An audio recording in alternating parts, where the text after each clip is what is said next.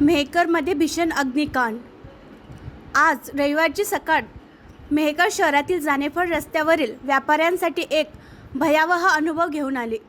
सकाळी अचानक लागलेल्या भीषण आगीने एका व्यापारी संकुलातील 4 दुकाने पूर्णपणे भस्मसात केली, ज्यामुळे अंदाजे 65 लाख रुपयांहून अधिक मालमत्तेचे प्रचंड नुकसान झाले। सुदैवाने या दुर्घटनेत कोणतीही जीवितहानी झाली नाही। हीच एक दिलासादायक बाब आहे। मिळालेल्या माहितीनुसार रविवार 10 मे 2026 रोजी सकाळी 8:30 वाजण्याच्या सुमारास मौजे मेहकर येथील सर्वे नंबर 79 मधील जानेफळ रोडवरील एका व्यापारी कॉम्प्लेक्समध्ये आगीचा भडका उडाला। आगीचे स्वरूप इतके भीषण होते की बघता बघता तिने रौद्ररूप धारण केले आणि परिसरातील 4 दुकानांना आपल्या विळख्यात घेतले।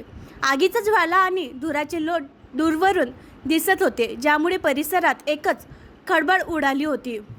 या 4ही दुकानांची मिळून अंदाजे 65,52,500 रुपयांचे नुकसान झाल्याचा प्राथमिक अंदाज आहे। सकाळी 8:30 वाजता लागलेली ही आग तब्बल 2.5 तासांच्या अथक प्रयत्नानंतर आटोक्यात आणण्यात यश आले। अग्निशमन दलाच्या 2 बंबांनी आगीवर नियंत्रण मिळवण्यासाठी शर्थीचे प्रयत्न केले। या संकट काळात अनेक सामाजिक आणि राजकीय व्यक्ती मदतीसाठी धावून आल्या।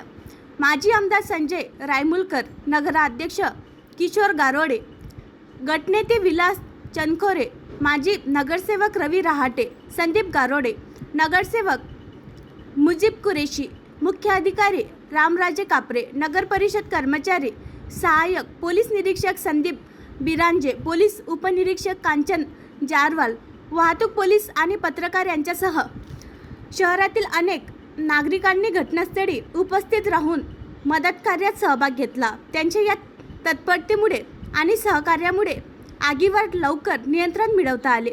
आगीचे नेमके कारण अद्याप समजू शकलेले नाही। घटनेची माहिती मिळताच ग्राम महसूल अधिकारी यांनी तातडीने घटनास्थळी भेट देऊन पंचनामा केला आहे। या आगीत कोणतीही जीवितहानी झाली नसून कोणतेही कुटुंब बेघर झालेले नाही। ही एक समाधानाची बाब आहे।